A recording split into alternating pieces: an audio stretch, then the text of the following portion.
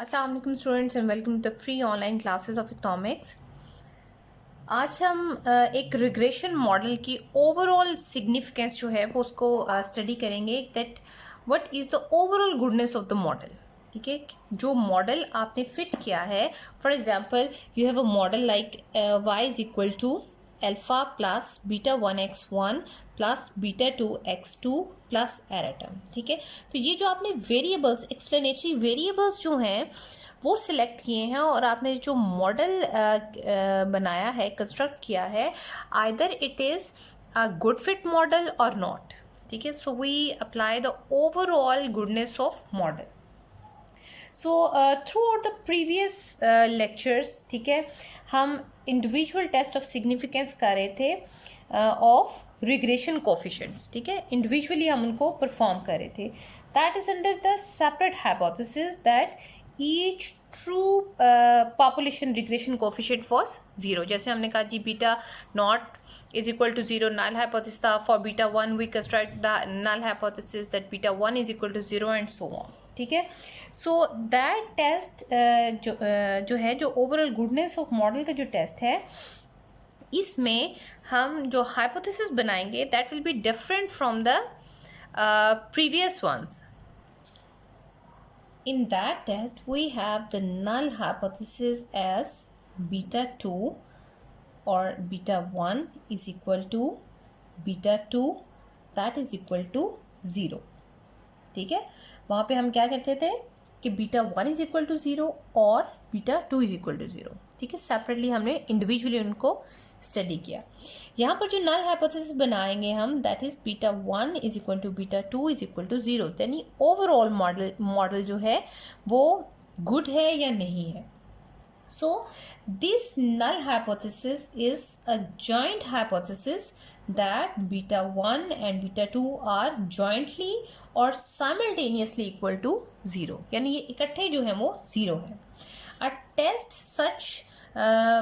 A test of such an hypothesis is called the test of overall significance of observed or estimated regression line. ठीक है, यानी आपने जो regression line fit की, ये regression line जो आपने फिट की, ठीक है, either it is a good fit और not.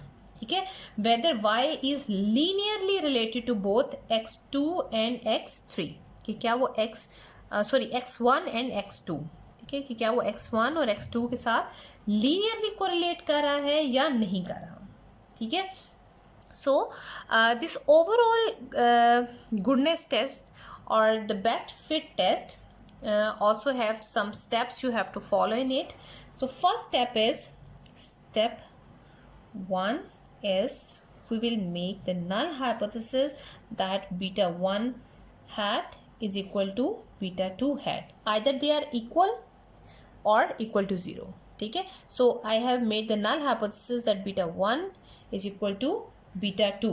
It means that model is not significant. If you accept as not, it means that model is not significant. Insignificant. Insignificant means that the model is not good fit. If it is so, null hypothesis ये है, तो alternate hypothesis क्या होंगे? That they are not equal. ठीक है, it means that model is significant.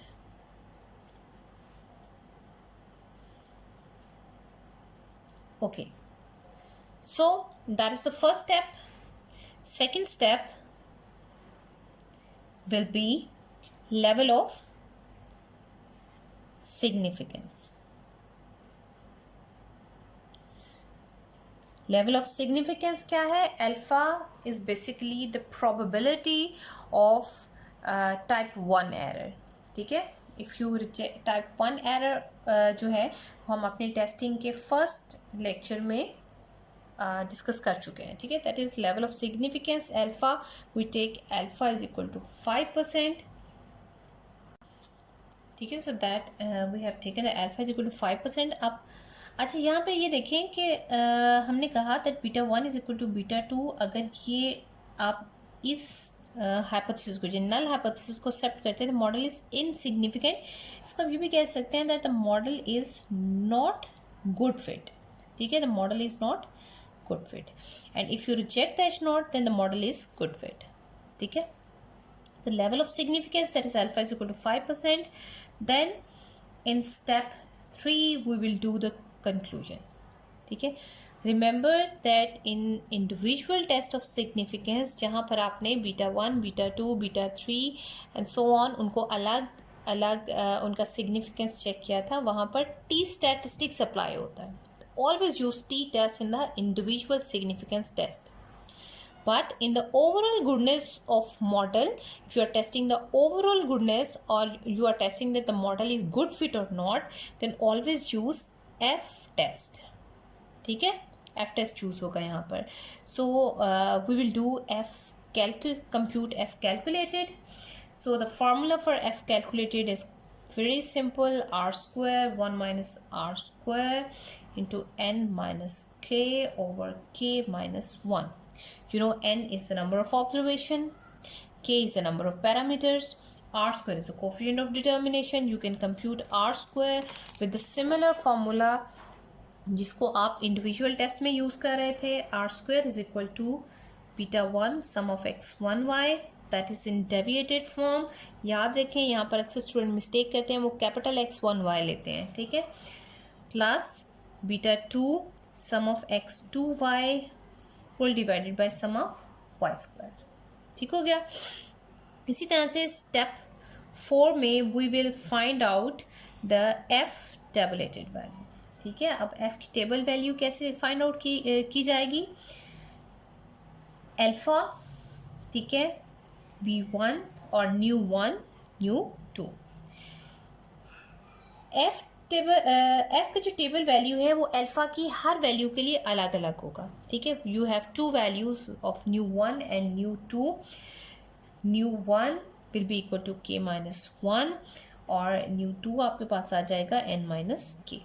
ठीक है? अगर आपके पास अल्फा 5% है तो आप 5% के टेबल में न्यू 1 और न्यू 2 वर्टिकल और हॉरिजॉन्टल के कॉरस्पॉन्डिंग जो भी वैल्यू आपके पास आएगी वो आपके पास एफ की टेबल वैल्यू होगी. ठीक है?